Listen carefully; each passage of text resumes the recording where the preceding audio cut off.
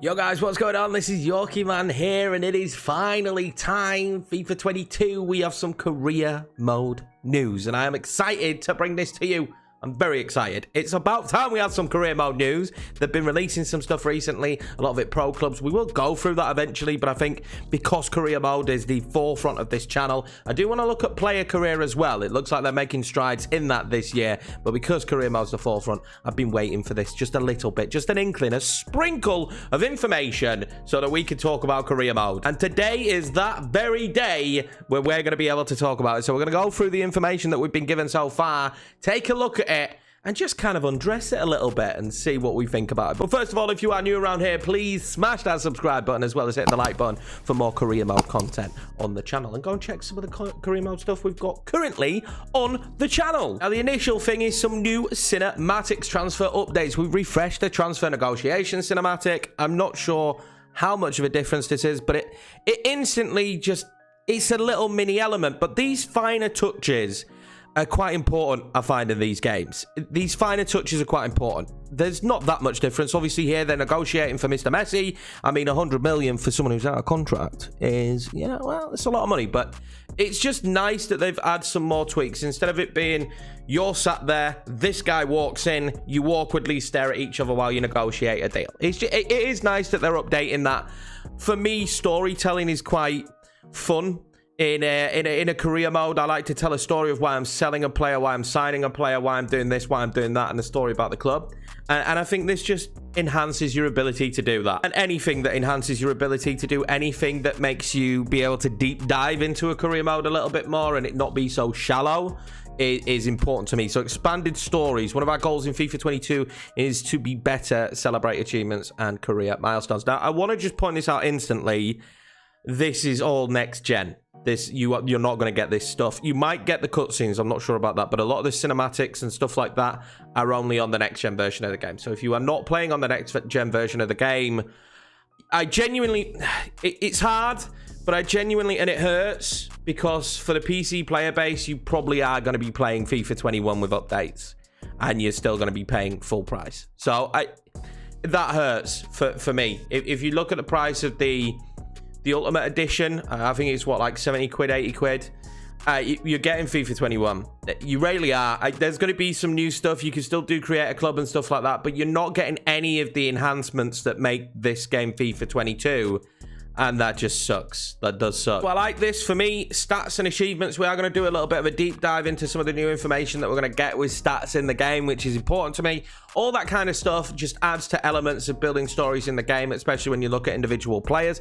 A big thing for me would always be, I'd love to look at other players' stats and how they've got on to determine whether I should buy them, not just on the overall and attributes. It'd be nice to be able to sign players on stat-based stuff. The fact that they're adding more information and more stats and stuff like that to the game is hugely important. I like the fact that there's milestones now, you know, 50, 100, 150, 200, 250 matches played or won as a manager. I like that. When you win manager of the month, there's going to be more of this stuff. You're going to get more cinematic stuff now. I get it. It's only cinematic stuff, and who actually really looks at those news articles, but you're probably going to lean towards them more. Like this thing just right here is absolutely, I love this. The fact that we're talking about Kylian Mbappe, and it's not just this, oh, he scored 10 goals. He's the highest goal scorer in the French league. We're not getting that. We're getting 13 goal involvements in 15 matches. It's talking about how he's got the most goal involvements, and that is, I love that. Those kind of things are really going to enhance my experience when playing career mode. Without a shadow of a doubt, it is still good to see that he's got 10 goals and 3 assists. I will be honest, if you've got 10 goals, 3 assists, and 13 goal involvements in 15 matches, they need to fix the average ratings, because why is that a 7.7? If we're being honest, or at least break down what the average ratings mean. We know from a football manager perspective kind of what they are, what's average, what's good, and 7.7 isn't bad, don't get me wrong, it's not a bad rating, but this level of performance that he's given in the last 15 games is, that's best in the world kind of performances. 10 goals, 3 assists, and 13 goal involvements is kind of like, you are one of the best players in the world, especially in the league right now, but your average match rating is 7.7. What, did he just have one game where he was awful or something and it tanked his match rating? So I want to see that improved, because you look at 7.7 out of 10 and you instantly think, well, hang on a minute, what's he got to do to improve that? So I want to see that up, because I would love to start signing players, basing them on their actual stats instead of just attributes. It adds a bigger element to career mode. Another cool big thing is when a youth player from your squad has a standout debut season, you're going to be alerted to that, which will probably help you make the decision to play in more or whatnot. I mean, I don't know how much of an impact dynamic potential will have in next year's game. Obviously, it'll still be there, but I mean, you could grow someone really rapidly in this year's game with dynamic potential. Maybe it's eased off a little bit in this year's game. I would prefer that, but the fact that you're going to be given that information now, you're going to know that this guy had a really good season, so next season that could be the year for him. I think that's really important. There's a lot of player career stuff here, which I'm excited about. We'll probably do a video on player career, but I am excited about that. It looks like they've really enhanced it now. They've taken some stuff from Madden as well, from what I've seen. If you look at some of the cutscenes, we're not going to go through it all, but if you look at some of the XP gain with certain stuff and certain scenarios, how they're laying stuff out, it looks like they have taken bits from Madden and enhanced it in this. You know, I didn't play player career last year. I did play some pro clubs, but I mean, player career for me has been dead for a long time. It does look like it's going to get a revival. It's going to let you know if you win the golden boot and stuff like that. I mean, to be honest with you, it's just enhancing this kind of situation of what you're going to be told. We know at the moment, don't we? We know at the moment that there is information in the news, but it's very linear. It's very much the same, and it's very shallow.